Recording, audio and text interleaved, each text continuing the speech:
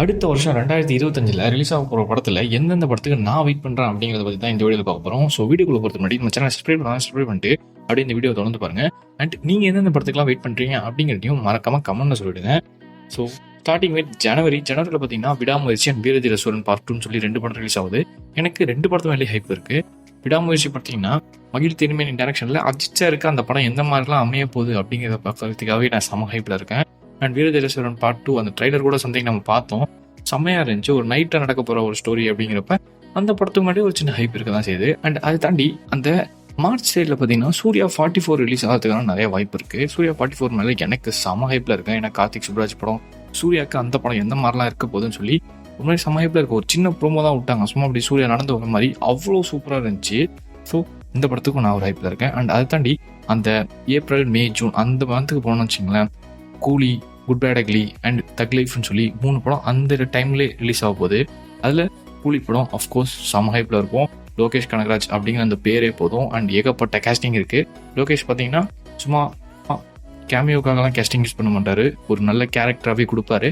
அப்படிங்கிறப்ப எல்லாருக்குமே அந்த படத்தில் கண்டிப்பாக ஸ்கோப் இருக்க தான் போகுது. அந்த படத்துக்கும் செம ஹைப்பில் தான் இருக்கும். அண்ட் குட் பேட் அக்லி ஆக்சுவலாக எனக்கு மார்க் அண்ட் பெருசாக ஒர்க் ஆகல. நிறைய பேருக்கு ஒர்க் ஆச்சு, என் ஃப்ரெண்ட்ஸுக்கெல்லாம் ஒர்க் ஆச்சு. என் ஃப்ரெண்ட்ஸ் கூட என்கிட்ட சொன்னாங்க, நீ லேட்டாக போகிறதுக்கு பதிலாக ஃபஸ்ட் டே ஃபஸ்ட் ஷோ அந்த மாதிரி பேசினா மார்க் அண்ட் ஒர்க் ஆகிருக்கும்டா, க்ரௌடாக பார்க்கும்போது தான் நல்லாயிருக்கும் அப்படிங்கிற மாதிரி சொல்லியிருந்தாங்க. பட் நான் லேட்டாக போனது தான் என்னன்னு தெரில, எனக்கு பெருசாக மார்க் அண்ட் ஒர்க் ஆகலை. அண்ட் அதனாலேயே பெருசாக குட் பேட் அக்லி மேலே எனக்கு பெருசாக ஹைப்லாம் இல்லை. அஃப்கோர்ஸ் அந்த படத்துலேருந்து அஜித் சாரோட லுக்ஸ்லாம் வருது, அண்ட் அதெல்லாம் செமையாகவே இருக்குது. இருந்தாலும் டைரக்டர் பை ஆதிக் அப்படிங்கிற அந்த பேரினாலேயே கொஞ்சம் பயமாக தான் இருக்குது. தக் லைஃப் 2025 நான் ரொம்ப ரொம்ப ஹைப்பில் வெயிட் பண்ணுற படம் தான் அது தக் லைஃப் தான்.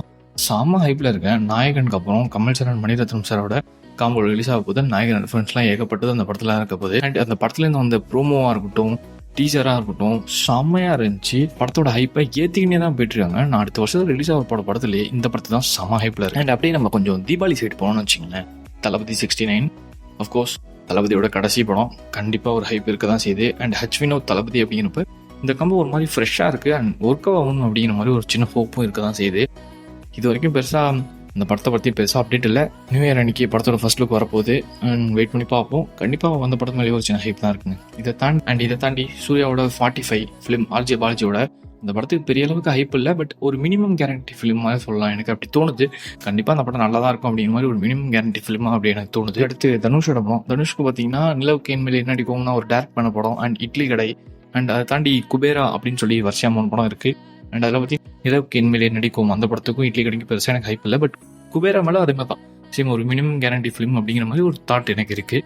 அண்ட் அப்படியே நம்ம அண்ட் தனுஷ்க்கு இதை தாண்டி பார்த்தீங்கன்னா அந்த தேரா இஷ்க் மீன் அந்த சம்திங் நான் கரெக்டாக சொல்கிறேன்னு தெரில, அந்த ராஜ்கனா வேர்ல்ட் ஆஃப் ராஜகரான்னு சொல்லி ஒரு டைட்டில் அனௌன்ஸ்மெண்ட் போன வருஷம் ரிலீஸ் பண்ணாங்க.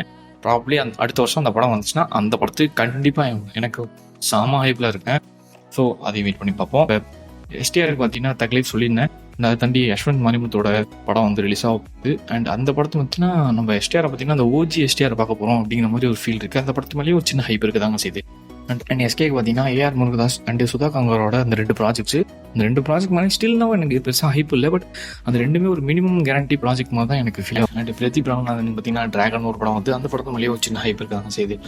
செல்வராகவன் ஜீவ் பிரகாஷ் கம்பல் ஒரு படம் வருதுல, ஸோ அந்த படத்துக்கு ஒரு சின்ன ஹைப் இருக்குங்க. அது வந்து ஒரு காம்போவாகவே ஒரு மாதிரி ஃப்ரெஷ்ஷாக இருக்குது. அந்த படத்துக்கு ஒரு சின்ன ஹைப் இருக்க தான் செய்யுது. அண்ட் அடுத்து பார்த்தீங்கன்னா ஆர்ஜே பாலாஜியோட ஹாப்பி எண்டிங் அண்ட் சசிகுமாரோட டூரிஸ்ட் ஃபேமிலி, இந்த 2 படத்தோட டைட்டில்ஸ் நம்ம எல்லாருமே பார்த்துருக்கோம். அவ்வளோ சூப்பராக இருந்துச்சு. ஸோ இந்த படத்துக்கும் செம்ம ஹைப்பில் தான் இருக்கேன். அண்ட் அப்படியே எல்சியூ பார்த்தீங்கன்னா எல்சியூவில் வந்து பென்ஸ் அண்ட் இன்னொரு ஷார்ட் ஃபிலிம் 2 வந்து அடுத்த வருஷம் ரிலீஸ் ஆக போகுது. அண்ட் கைதி 2 கூட ப்ராபப்ளி ரிலீஸ் ஆகிறதுக்கு வாய்ப்பு இருக்குது. ஏன்னா மார்ச் எண்டில் ஏப்ரலில் வந்து ஷூட்டிங் ஸ்டார்ட் பண்ண போகிறாங்க. ஸோ ப்ராபப்ளி நம்ம அடுத்த வருஷம் எண்டில் கைதி 2 பார்க்குறதுக்கும் வாய்ப்பு இருக்குது. இதை தாண்டி பெருசாக நான் வெயிட் பண்ணுற படங்கள் இவ்வளோ தான் நினைக்கிறேன். ஸோ ப்ராபப்ளி ஏதாச்சும் 1-2 படத்தை மிஸ் பண்ணுறதா மறக்காமல் கமெண்ட்டில் சொல்லுங்கள். இன்கேஸ் அதை நான் அந்த கமெண்ட் அட்ரஸ் பண்ணுறேன். அண்ட் இதை தாண்டி தமிழ் மூவிஸை தாண்டி காந்தாரா 2, பிரேமலோ 2 பார்ட் 2 இந்த மூவிஸ்க்கு பார்த்தீங்கன்னா ஒரு சின்ன ஹைப் இருக்க தான் செய்யுது. இதான் வீடியோ. நம்ம சேனல் சப்ஸ்கிரைப் பண்ணிட்டு நம்ம போகிற அடுத்த வீடியோஸை கண்டினியூஸாக பாருங்கள்.